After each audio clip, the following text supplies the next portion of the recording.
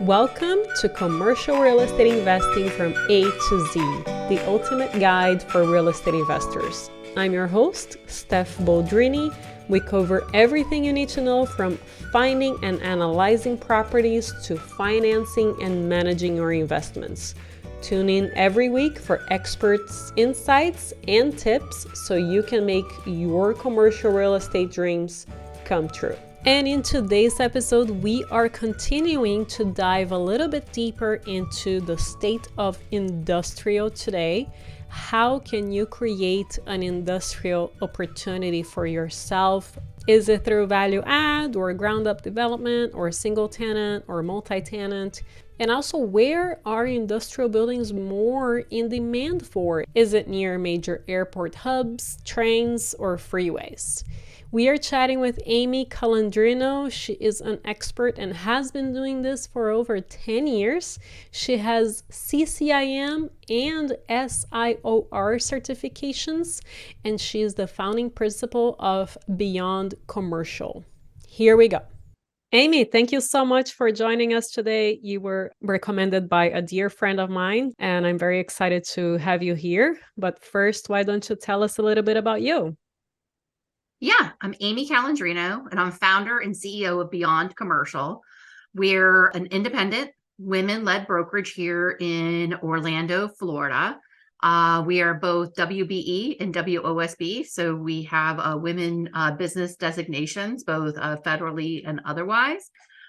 We specialize in all different asset classes and primarily private investors and small to medium-sized businesses. However, we have taken some outside projects, otherwise for corporate and institutional clients. Personally, I've been doing this now for over a decade. I was in law before this, and I have an amazing business attorney husband, and I have 2 toddlers. And outside of this, I have a podcast and way too many hobbies to count, but I guess if I had to rank the top 3, then it would be probably traveling. I just love booking trips and figuring out the logistics of it, golfing, and of course just hanging out with my family and friends. Wow, you have a full life. Congratulations. I don't know how you do that with 2 toddlers. They're wonderful. I really enjoy them. Let's dive into what is the state of industrial today. You've been doing it for 10 years, which is fantastic. So you have seen the highs, and now continuing the highs, I believe. So let's hear it, please. Well, it's so interesting to think about when I first got into industrial real estate and commercial real estate. I remember deals could trade in the teens or 20s or 30s per square foot. And this is not rental rates. This is to purchase. And it was really incredible to see that following the recession, and to see those same areas now trading for anywhere from 5 to 10 times, where they were before, which is a testament to Florida's growth. What is the state here in Florida continues to be strong because we have an overall supply chain has been realigned. A lot of what previously went to the West Coast is now coming over to the East Coast. And so Florida is seeing a direct benefit of that. And also Florida has had a huge population migration, and rooftops lead, and then commercial follows, which is usually retail, office, industrial. And we're also seeing a lot of different uses for industrial than we ever used to see before, where it's a little bit of the new retail, where we are having grocers that are operating out of warehouses and delivering to people's houses rather than people go there. We're seeing a lot of fitness. We're seeing distribution. We're seeing the traditional uses as well. But then on top of that, we're creating this really modern, I think it's really sexy. Honestly, these big tilt wall, 30-foot high or more free span buildings. It's incredible to see that. And then the type of uses that you can see in there that are non-traditional uses. So industrial's seen a lot of growth because of that. Now, are there other areas that are oversaturated and it cooling more quickly? Yes. But in my particular market in Orlando specifically, which seems to be leading right now as far as metrics overall, it's strong. Well, you're clearly loving what you do if you think an industrial building is sexy. So you're in the right field. You mentioned fitness for industrial? Yeah. Well, yeah, you'll see if you're in a small bay center, you might see someone having like a CrossFit gym. We're seeing especially in Florida, it's so hot. All these people come to Florida and they're like, oh my gosh, I'm living in an oven. You have indoor pickleball, indoor tennis, indoor soccer fields. So Oh, that's how we beat cool. the heat. We have so many sports uses here. It was really interesting to see is I didn't realize Miami Marlins was played completely inside, but in Florida we've gotten so hot. And I don't think people really want to sweat all that much, that we have a lot more indoor sports uses. Yeah. Fascinating. I'm glad I asked that. That sounds And very rock interesting. climbing. Rock climbing, Yeah, yeah. rock climbing. So with all of that, and I know that in other states, industrial is also extremely popular right now. How can someone add value or create an industrial opportunity for themselves? Do you think the opportunities are more on the ground up or value add or single tenant, multi-tenant? I'll let you lead from here. So on the investor side, I think is doing a gap analysis of what's going on in the particular market that you're looking to invest in and see what industries are happening there, so you know what product that you're developing, and also kind of studying how those have been leasing up and the rates to determine, because from when you decide to go to a project, it's going to be a couple years before it comes to fruition. But I think overall, I think I see opportunities infill as people are trying to fill in those opportunities. And I've seen just recently industrial like Uber Eats kitchens, like ghost kitchens, and those being retrofitted. But I think it starts with that. I think at this point, older B and C buildings sometimes become antiquated. And so if you feel like there's a large enough need, I think building ground up is a good call. I think people want to not have to, these older buildings, especially if you can't do refrigerated. I think that's a big opportunity is refrigerated industrial, because if you don't build that from the beginning, you can't always retrofit something. And that refrigerated space goes really quickly. So those are modern, having the tall construction, clear span, and also like refrigerated. If you have an opportunity in a market to add that, I think it would be a solid play. Can you talk about price per square feet for the land, and also what would they be able to get in terms of rent per square foot? And you can take an example of a specific area in Orlando and a specific, of course, example of refrigerated industrial, because of course they're all different in price. But if you can at least give us some guidance on what should people look for price per square foot for the land, and then what kind of rents they could be getting. Yeah, in Orlando, it depends on where in Orlando, but we have a giant beltway that is just about completed around the city, and then I-4 kind of goes through it. The more central and south of Orlando that you are, so on this bottom side, we tend to see higher rental rates because of the proximity. You're closer to the Cocoa Beach port. You're closer to the Orlando International Airport. You're closer to get down to Tampa, that also has a port. When you get up into the northwest side of Orlando, it tends to be a lot of like wilderness and a lot of springs, and there's not as much commerce there. What has been trading there has been on average probably about like $150 a square foot, but it depends on the size. So if you're developing something that's a 20,000 square foot project versus a 100,000 square foot project, it's going to completely vary. And it also depends on whether you found someone maybe to do a build to suit for.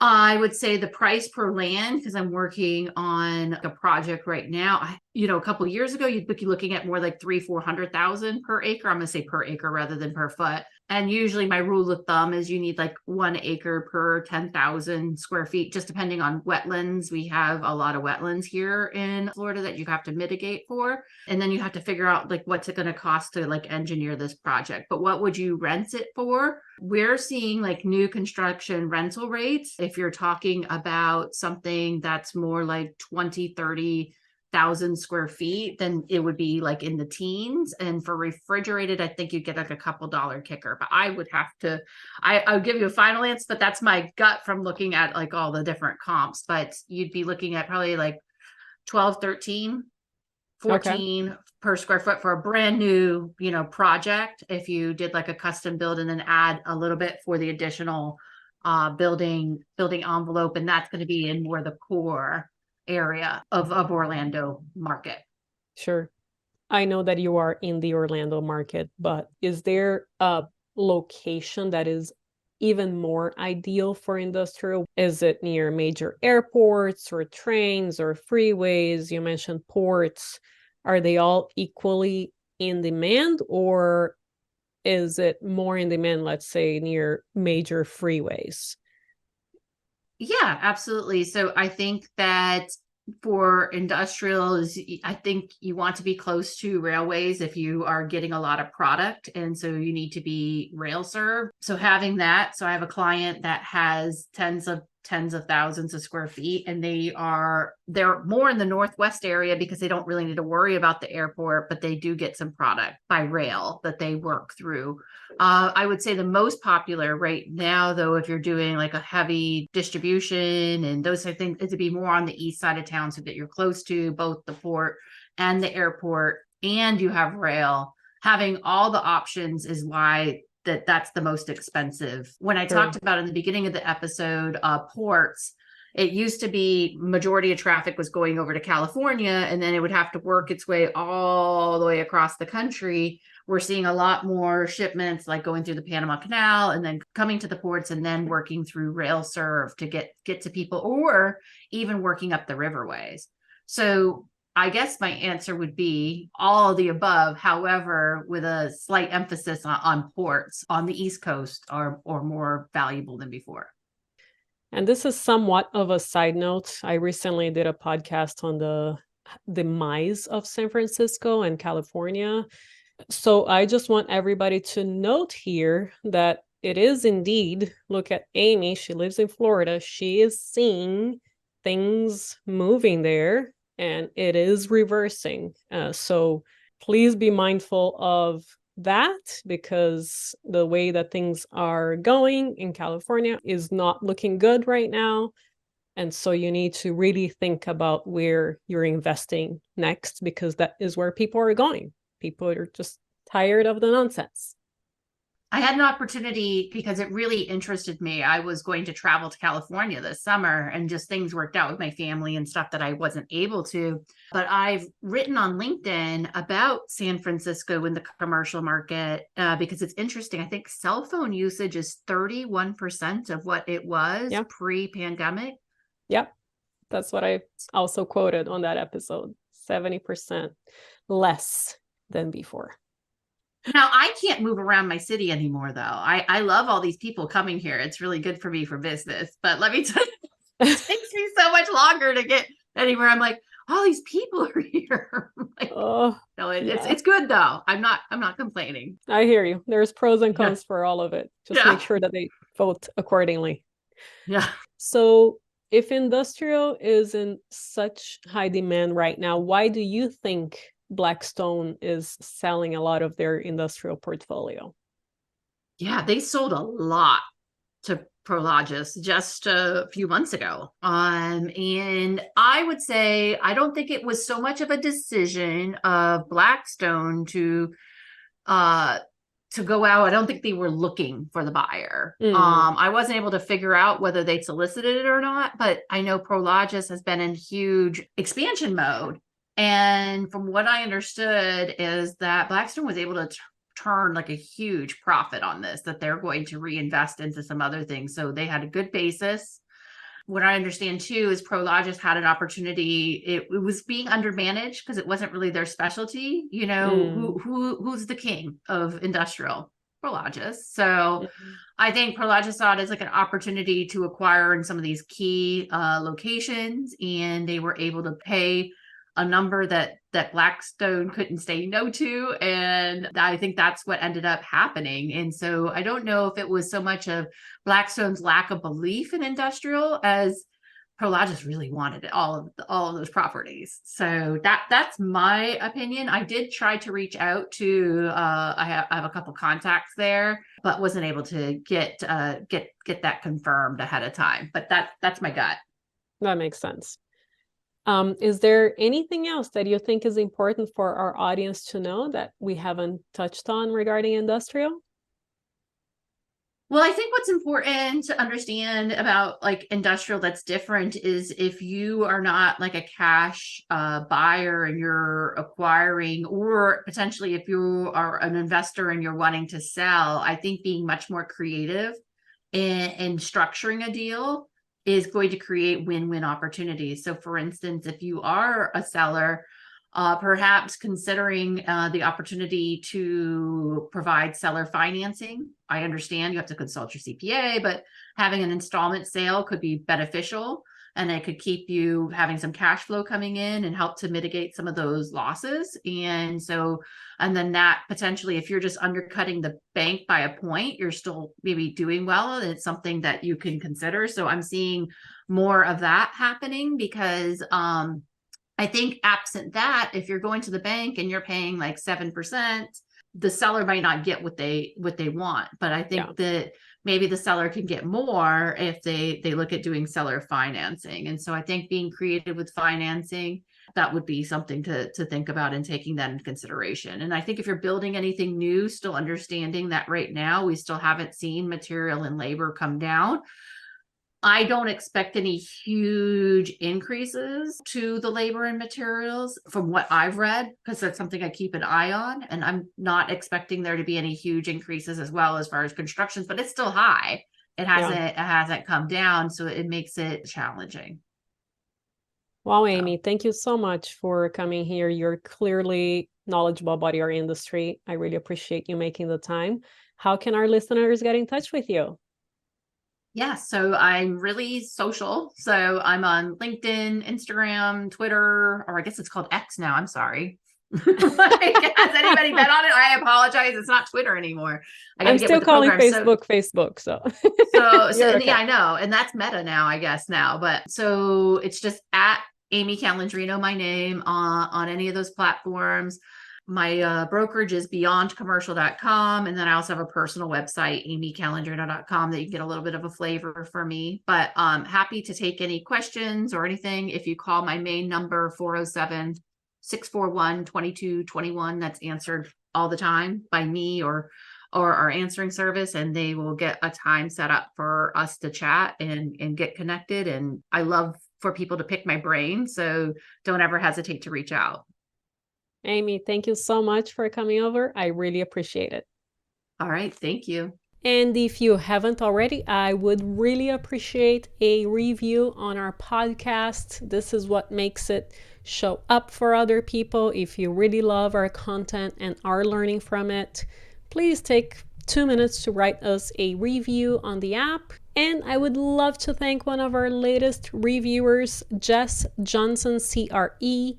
Love your podcast. Thank you for keeping it simple and to the point. I am transitioning from residential investing to commercial investing and so grateful for all this amazing info.